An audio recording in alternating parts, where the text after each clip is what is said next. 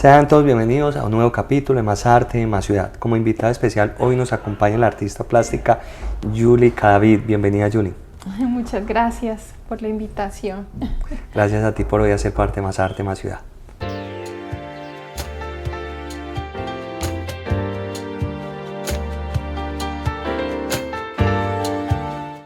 Yuli, ¿nacida dónde? En Medellín. Formación. Yo soy egresada del programa de artes de la Universidad de Antioquia. ¿También eres docente en la misma universidad de la cual te graduaste? Sí, tuve la fortuna que me gradué y empecé a laborar con ellos y ya voy a ajustar casi 14 años de labor docente en la facultad. O sea que primero despierta ese ángulo como docente y luego va descubriendo un lenguaje artístico que lo va desarrollando en una manifestación de tu obra.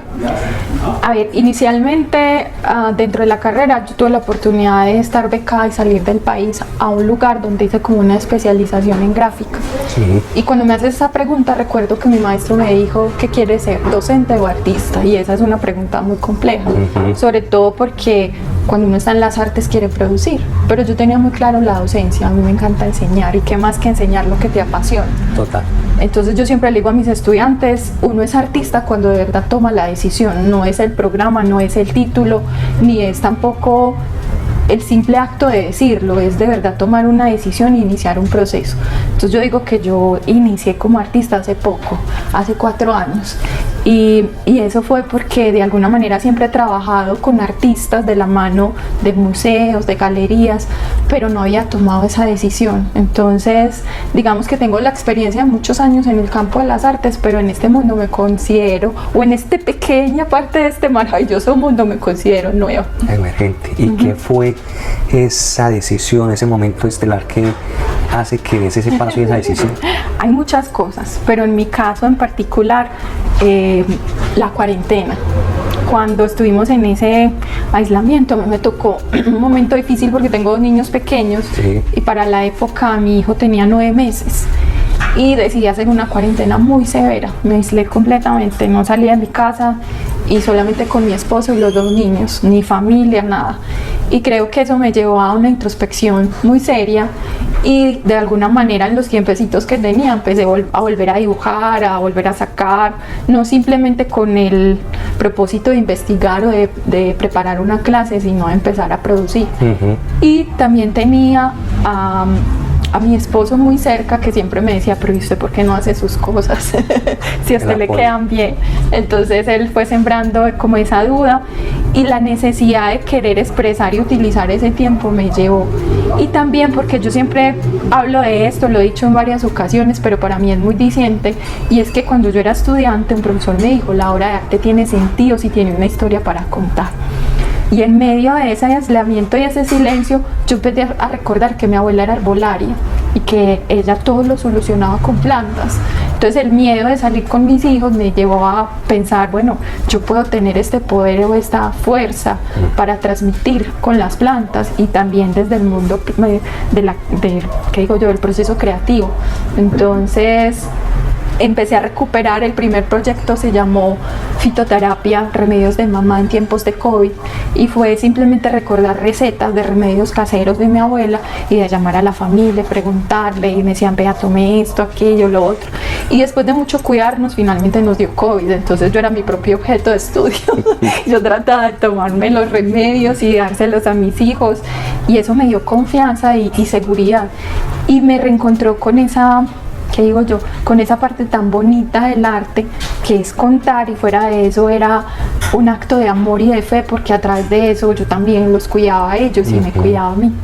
Muchas veces no es tanto el remedio como tal, sino las palabras mágicas. Eso tómense lo que eso es bendito. Sí, así es. Ya. Cuando yo empecé a tomar este tema como algo fundamental en mi obra, tuve mucho miedo o incertidumbre de que se volviera muy anecdótico.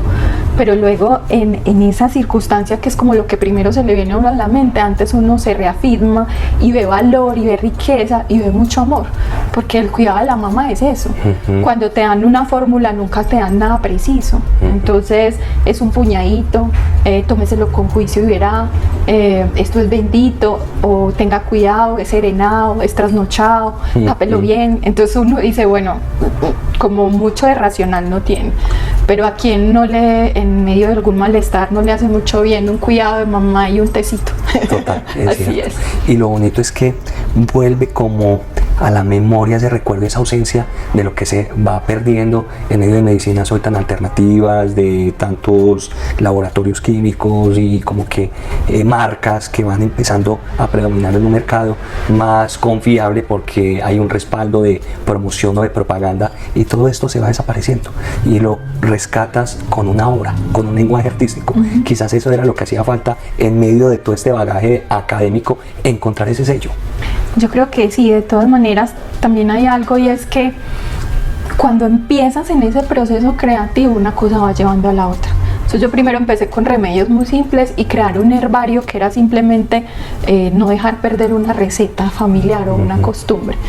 Ya luego cuando uno empieza a investigar y a nutrirse teóricamente para crear un concepto y formalizar bien una propuesta, ya uno se encuentra que en la contemporaneidad hay muchas líneas, por ejemplo la decolonialización, hablar de los remedios desde lo ancestral, de las culturas primarias o los indígenas o los afrocolombianos. Entonces yo decía, yo no me quiero meter con eso porque mi trabajo no simplemente va a seguir una tendencia o una moda que puede estar enmarcada en el medio en el que estamos. Yo quiero hablar de lo que me apasiona y lo que me gusta, del asombro, y de una forma seria de coger una planta y observarla con detenimiento, saber para qué sirve, porque tú lo decías, esas cosas están entrando al olvido y en desuso porque el acelere nos lleva a eso. Mientras usted se toma 15, 20 días un tecito de saúco para mejorar la tos, prefiere irse a comprar una medicina que sabe que si se toma 3 pastillas de esas, de pronto mañana puede elaborar normalmente. Pero la gente olvida que todas esas medicinas y que todo ese desarrollo científico y tecnológico no es el problema. Hay que tener nada, todo en exceso es malo, incluso las plantas. Si usted se toma sin medida una planta, su principio activo seguramente también. Entonces yo tengo, por ejemplo, proyectos que se llaman Esto no tiene INVIMA, y es porque yo quiero hablar de todo lo que no está regulado por el Estado, está regulado por la fe y por el amor de mamá. O las plantas que curan o las curas que matan, como el que tienes en la mano. Y es que yo hice como una pequeña expedición botánica en mi cuadra, y yo decía, en mi propia cuadra o en el propio barrio puedo encontrar plantas que me van a curar o me van a matar. Como es el caso, por ejemplo, de la higuerilla o del breo, que son plantas que tienen una alta toxicidad y muchos ni sabemos.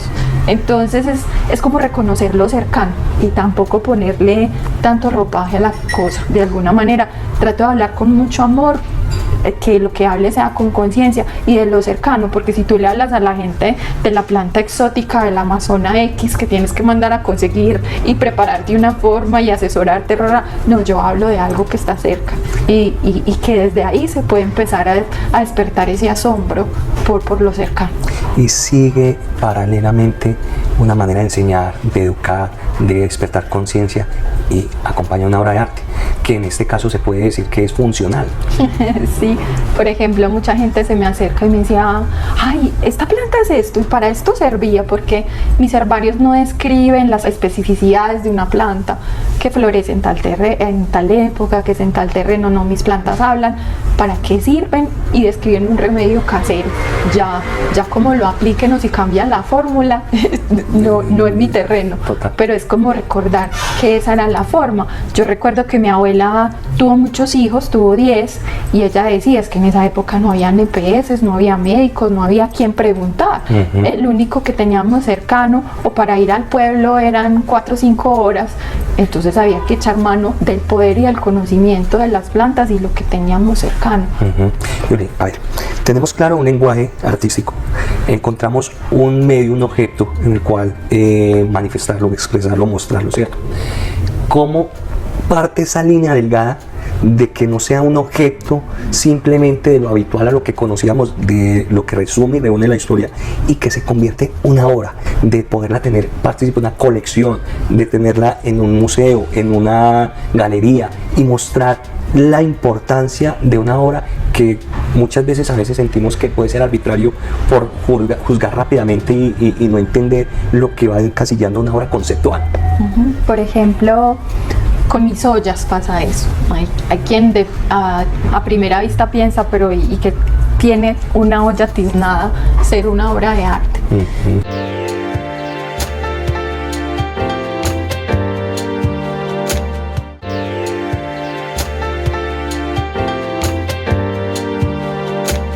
Entonces yo pienso que es como un acto de resistencia, primero al olvido, porque son elementos que a cualquiera de nosotros nos recuerda nuestras costumbres. La cultura colombiana está enmarcada en la cocina y en la tierra, en todo lo que está como dentro de ese espacio. Entonces yo tomo un objeto que es reconocible, que es utilitario y que tiene un valor histórico, porque yo uso ollas que indudablemente cuentan de un uso, y que lastimosamente esta sociedad en la que estamos nos lleva cada vez como a conservar menos. Yo creo que ya nadie de nosotros tiene una olla que supere los 5 años. Entonces, por ejemplo, las de mi abuela eran benditas y tenían muchos años, y ellos no salían de ellas hasta que fuera casi que imposible no usarlas, y era porque había un valor en el objeto. Entonces, cuando yo expreso mi trabajo a través del trabajo gráfico y del papel, yo me relaciono con los objetos de esa manera. Yo quiero grabarlos porque quiero grabar una memoria, y al grabar recetas caseras en las ollas es como decirle a alguien: hey, recuerde que lo que usted tiene cercano viene de una raíz, y esta era la raíz. Ellas como creaban una medicina en infusiones, en brebajes, en baños, y todo estaba mediado por el calor, por el vapor y por la tierra, obviamente. Entonces, de alguna manera es como encontrar un objeto que sí ya tiene toda una carga histórica, y sumarlo a mi intención o a mi deseo. Un grabado generalmente se graba y luego se imprime, porque el artista trabaja en la matriz, y cuando la entinta y el resultado, esa es la obra. En mi caso, yo busco grabar el objeto y que la impronta quede en el espectador, en quien la observa. Y yo primero, te confieso que tenía mucho susto. Yo decía: ¿será que esto sí me lo van a entender? Sí, yo no entendía, tenía miedo de que la lectura de la obra no fuese la más, no quería ser muy evidente, pero también quería conectarme con la gente. La primera vez que lo expuse fue maravilloso, porque lo que más me encantó fue que toda la gente me decía: ay, eso me recuerda a mi abuela me daba esto, mi mamá hacía esto.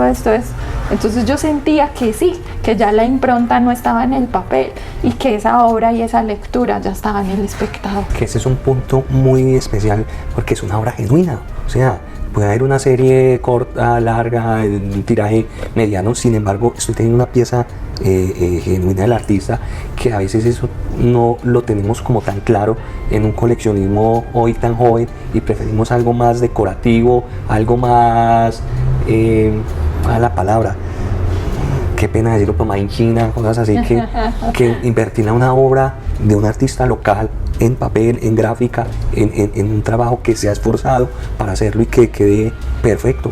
Cuando te digo labor pedagógica, va en eso. El coleccionista primario, que apenas está arrancando con su propia colección, le tiene cierto miedo al papel, porque piensan que el papel es un material que puede tener menos valor, y una obra ser realizada aún más. Pero al ser un original múltiple, el grabado tiene la facultad de que, aunque sean de una misma matriz y tú puedas tener una edición numerada y firmada, cada estampa es única. Al ser a mano, el artista puede que en ese momento haya puesto menos tinta, menos presión, el papel haya salido un poco más seco o más húmedo, y eso influye en el resultado.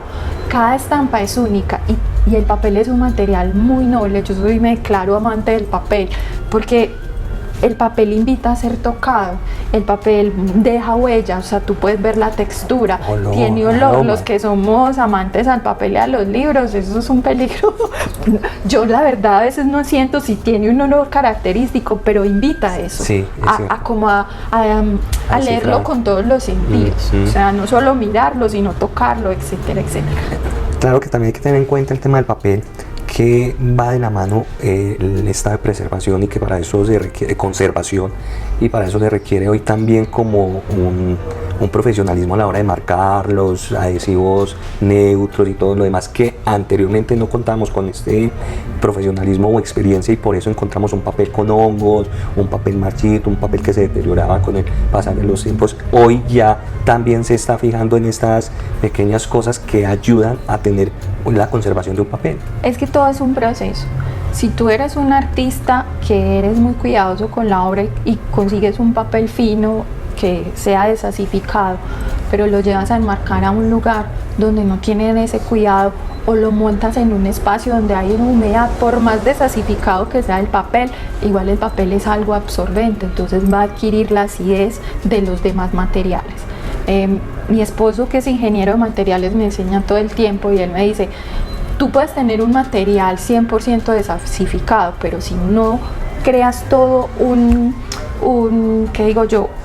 una serie de elementos alrededor de él, de nada sirve. Entonces esa conciencia va desde la formación y va desde que el artista esté de la mano de su marquetero y le diga: mire, hay que tener un cuidado.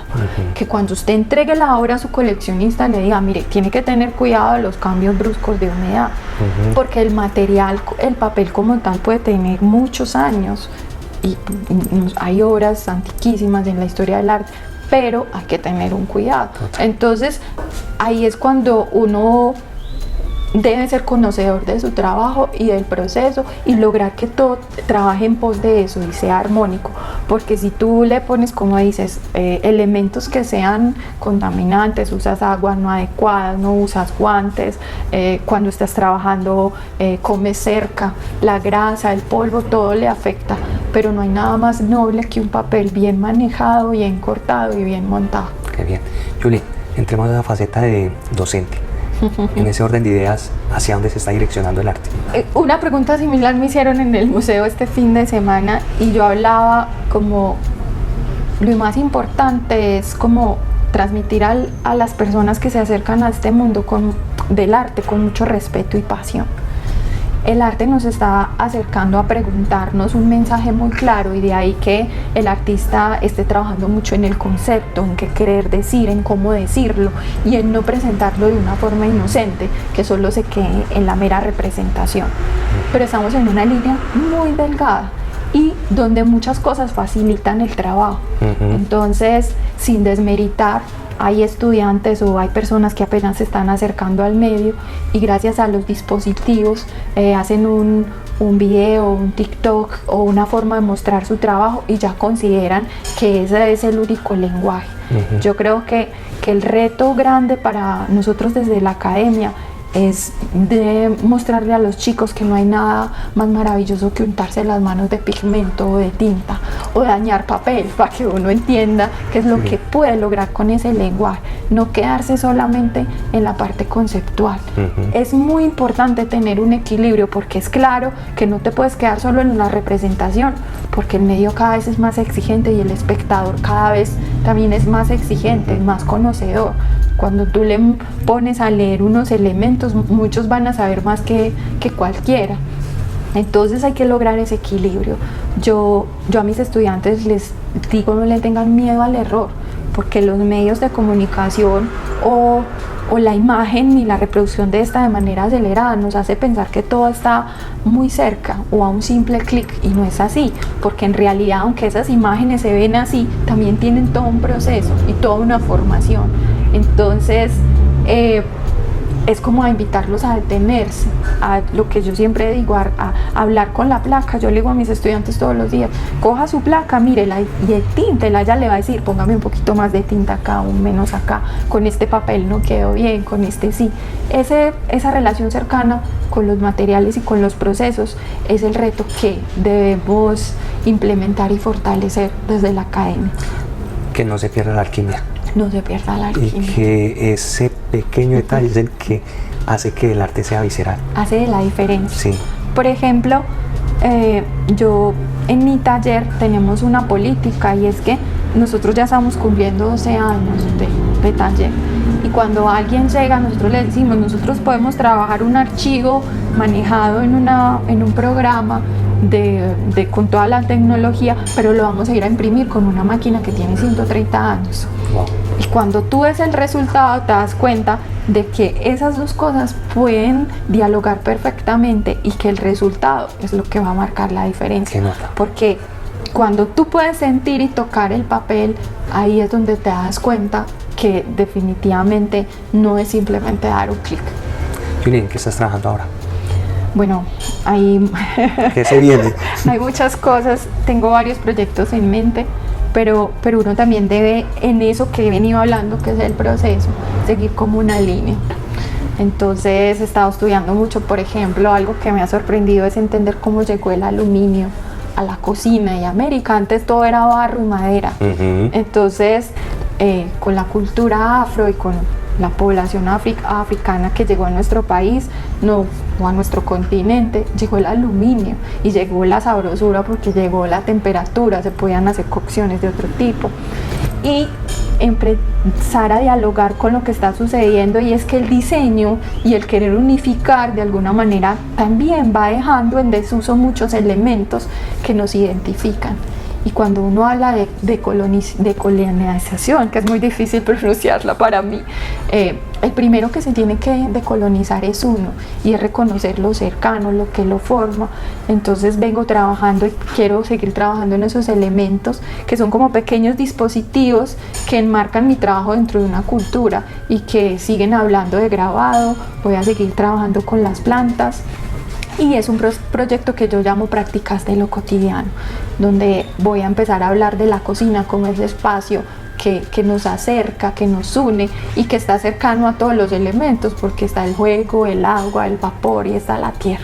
Me recuerda una frase de Botero que dice, que abro comillas, cuando encuentras tu sello, cualquier elemento se convierte en motivo de inspiración. Sí. Cierro comillas. Hay techo, no hay techo, perdón. Acá hay un mundo sin acabar para explorar, porque ya tienes un sello, ya tienes un idioma, un lenguaje, el cual estás manifestando a través de una herramienta y una obra. Y creo que lo más valioso de un artista, y es lo que el artista siempre se preocupa, y es la lucha interna y esa confrontación, porque talentos pueden haber muchos, pero no hay cómo expresarlos, manifestarlos, decirlos, cómo canalizarlos a través del objeto, a través de un movimiento y a través de una ideología. Y lo has logrado, y sí, tuvo que venir pandemia para despertar esa parte artística, y es donde hoy, después de 4 años, me encuentro un artista resulta de una pandemia. Y eso es chévere, eso es bonito, porque creo que eso es lo que le da hoy como alegría a la sensibilidad del ser humano, de encontrar en lo más simple arte. Así es. Yoli, no quiero despedirme sin antes decirte que tienes las cámaras a tu entera disposición. ¿Qué te gustaría hoy decir bajo el ente Más Arte, Más Ciudad? Cuando yo digo que llevo en este proceso 4 años, es porque decido asumirlo de una forma profesional y asumir el rol de trabajar de la mano de una galería, de personas que saben cómo guiar tu trabajo, de trabajar con un curador, de entender su rol, porque a veces uno como artista se encierra en el taller y no entiende que ese proceso no es de una sola persona, es un equipo. Entonces está todo ese universo alrededor que te ayuda, desde la familia que te apoya y que inicialmente se pregunta qué es lo que quieres decir, hasta el galerista que de alguna manera permite encargarse de una parte que uno como artista no puede, que te acerca a un curador que habla sobre tu obra, porque para uno como artista es muy difícil hablar de ella. Entonces yo quisiera decir que en mi caso tengo que agradecer a muchas personas que están alrededor, que me ayudan todo el tiempo, y que de alguna manera quiero invitar a todos los artistas gráficos de la ciudad y del país a que sigan trabajando en ese proceso y que lo asuman de una manera profesional y que no se sientan apagados porque están haciendo gráfica. los lenguajes contemporáneos nos permiten hacer expansiones de cosas, y ya se habla de dibujo expandido, yo ya puedo hablar de gráfico expandido. Entonces, al expandir esos lenguajes es simplemente como aferrarse con todo y con fuerza a esa pasión, y el lenguaje y el medio solo va a ir surgiendo de manera natural. Gracias, Julie, por hoy darnos a despertar de nuevo esa importancia de la función de los galeristas. Se nos acaba el tiempo. Gracias por hacer parte de nuestro programa, darnos a conocer tu vida y obra, y te invito a que despidas hoy el programa. No, bueno, muchas gracias por estar acá con nosotros y por apartar ese espaciecito para conocer un poco más del artista, del taller y de sus procesos. Gracias. Eso ha sido todo por hoy. Chao, chao.